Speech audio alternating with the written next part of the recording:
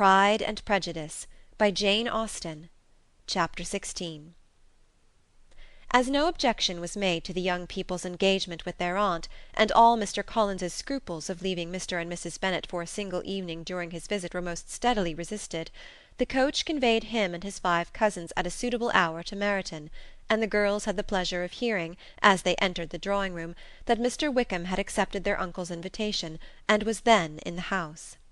When this information was given, and they had all taken their seats, Mr. Collins was at leisure to look around him and admire, and he was so much struck with the size and furniture of the apartment that he declared he might almost have supposed himself in the small summer breakfast-parlour at Rosings, a comparison that did not at first convey much gratification. But when Mrs. Phillips understood from him what Rosings was, and who was its proprietor, when she had listened to the description of only one of Lady Catherine's drawing-rooms, and found that the chimney-piece alone had cost £800, she felt all the force of the compliment, and would hardly have resented a comparison with the housekeeper's room. In describing to her all the grandeur of Lady Catherine and her mansion, with occasional digressions in praise of his own humble abode, and the improvements it was receiving, he was happily employed until the gentlemen joined them, and he found in Mrs. Phillips a very attentive listener, whose opinion of his consequence increased with what she heard, and who was resolving to retail it all among her neighbours as soon as she could. To the girls, who could not listen to their cousin, and who had nothing to do but to wish for an instrument, and examine their own indifferent imitations of china on the mantelpiece, the interval of waiting appeared very long. It was over at last, however. The gentlemen did approach, and when Mr. Wickham walked into the room, Elizabeth felt that she had neither been seeing him before nor thinking of him since with the smallest degree of unreasonable admiration. The officers of the shire were in general a very creditable gentlemanlike set, and the best of them were of the present party, but Mr. Wickham was as far beyond them all in person, countenance, air, and walk, as they were superior to the broad-faced, stuffy Uncle Phillips, breathing port wine, who followed them into the room. Mr. Wickham was the happy man towards whom almost every female eye was turned, and Elizabeth was the happy woman by whom he finally seated himself, and the agreeable manner in which he immediately fell into conversation, though it was only on its being a wet night, made her feel that the commonest, dullest, most threadbare topic might be rendered interesting by the skill of the speaker. With such rivals for the notice of the fair as Mr. Wickham and the officers, Mr. Collins seemed to sink into insignificance. To the young ladies he certainly was nothing, but he had still at intervals a kind listener in Mrs. Phillips, and was, by her watchfulness, most abundantly supplied with coffee and muffin. When the card-tables were placed, he had the opportunity of obliging her in turn by sitting down to whist.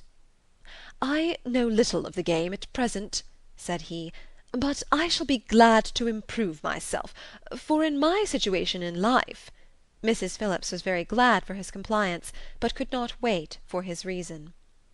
Mr. Wickham did not play at whist, and with ready delight was he received at the other table between Elizabeth and Lydia.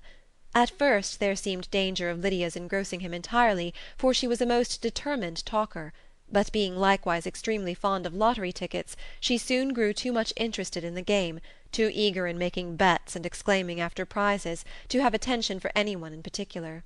Allowing for the common demands of the game, Mr. Wickham was therefore at leisure to talk to Elizabeth, and she was very willing to hear him, though what she chiefly wished to hear she could not hope to be told, the history of his acquaintance with Mr. Darcy. She dared not even mention that gentleman. Her curiosity, however, was unexpectedly relieved. Mr. Wickham began the subject himself. He inquired how far Netherfield was from Meryton, and after receiving her answer, asked in a hesitating manner how long Mr. Darcy had been staying there. "About a month," said Elizabeth, and then, unwilling to let the subject drop, added, "He is a man of very large property in Derbyshire, I understand." "Yes," replied Mr. Wickham. "His estate there is a noble one, a clear 10,000 per annum. You could not have met with a person more capable of giving you certain information on that head than myself, for I have been connected with his family in a particular manner from my infancy." Elizabeth could not but look surprised. "You may well be surprised, Miss Bennet, at such an assertion, after seeing, as you probably might, the very cold manner of our meeting yesterday. Are you much acquainted with Mr. Darcy?" "As much as I ever wished to be," cried Elizabeth very warmly. "I have spent 4 days in the same house with him, and I think him very disagreeable." "I have no right to give my opinion," said Wickham, As to his being agreeable or otherwise, I am not qualified to form one. I have known him too long and too well to be a fair judge. It is impossible for me to be impartial. But I believe your opinion of him would in general astonish, and perhaps you would not express it quite so strongly anywhere else. Here you are in your own family. Upon my word, I say no more here than I might say in any house in the neighbourhood, except Netherfield. He is not at all liked in Hertfordshire. Everybody is disgusted with his pride. You will not find him more favourably spoken of by any one. I cannot pretend to be sorry, said Wickham, after a short interruption, that he or that any man should not be estimated beyond their deserts. But with him I believe it does not often happen. The world is blinded by his fortune and consequence, or frightened by his high and imposing manners, and sees him only as he chooses to be seen. I should take him, even on my slight acquaintance, to be an ill-tempered man. Wickham only shook his head. I wonder, said he, at the next opportunity of speaking, whether he is likely to be in this country much longer. I do not at all know, but I heard nothing of his going away when I was at Netherfield. I hope your plans in favour of the shire will not be affected by his being in the neighbourhood. Oh, no, it is not for me to be driven away by Mr Darcy. If he wishes to avoid seeing me, he must go. We are not on friendly terms, and it always gives me pain to meet him, but I have no reason for avoiding him but what I might proclaim before all the world, a sense of very great ill-usage, and most painful regrets at his being what he is. His father, Miss Bennet, the late Mr Darcy, was one of the best men that ever breathed, and the truest friend I ever had, and I can never be in company with this Mr Darcy without being grieved to the soul by 1,000 tender recollections. His behaviour to myself has been scandalous, but I verily believe I could forgive him anything and everything, rather than his disappointing the hopes and disgracing the memory of his father. Elizabeth found the interest of the subject increase, and listened with all her heart, but the delicacy of it prevented further inquiry. Mr Wickham began to speak on more general topics, Meryton, the neighbourhood, the society, appearing highly pleased with all that he had yet seen, and speaking of the latter with gentle but very intelligible gallantry. It was the prospect of constant society, and good society, he added, which was my chief inducement to enter the shire. I knew it to be a most respectable, agreeable corps, and my friend Denny tempted me further by his account of their present quarters, and the very great attentions and excellent acquaintances Meryton had procured them. Society, I own, is necessary to me. I have been a disappointed man, and my spirits will not bear solitude. I must have employment and society. A military life is not what I was intended for, but circumstances have now made it eligible. The church ought to have been my profession. I was brought up for the church, and I should at this time have been in possession of a most valuable living, had it pleased the gentleman we were speaking of just now. Indeed? Yes. The late Mr Darcy bequeathed me the next presentation of the best living in his gift. He was my godfather, and excessively attached to me. I cannot do justice to his kindness. He meant to provide for me amply, and thought he had done it, but when the living fell, it was given elsewhere. Good heavens!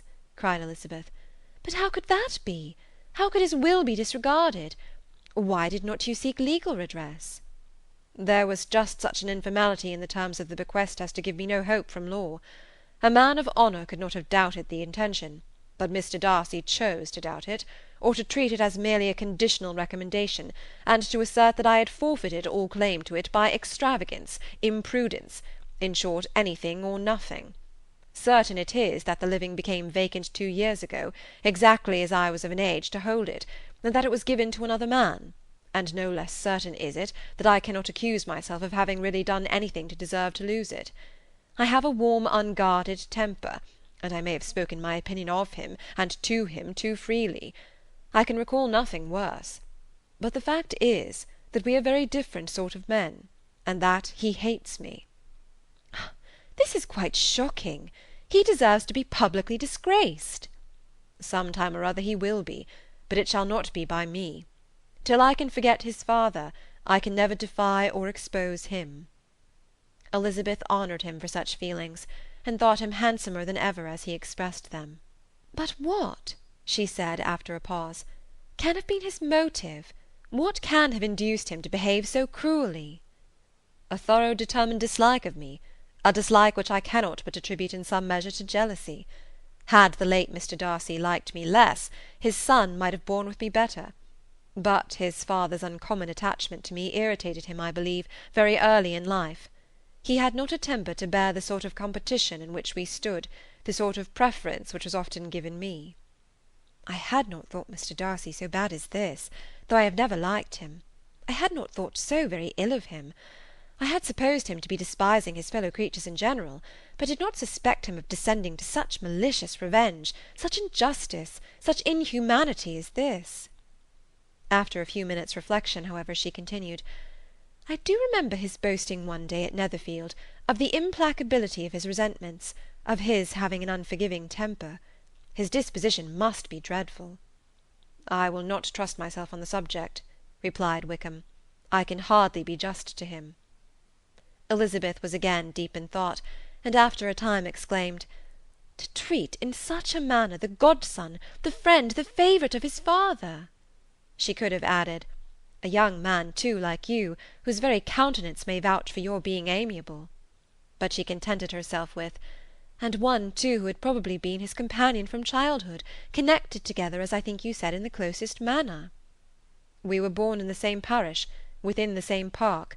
The greatest part of our youth was passed together, inmates of the same house, sharing the same amusements, objects of the same parental care. My father began life in the profession which your uncle, Mr Phillips, appears to do so much credit to, but he gave up everything to be of use to the late Mr Darcy, and devoted all his time to the care of the Pemberley property. He was most highly esteemed by Mr Darcy, a most intimate, confidential friend.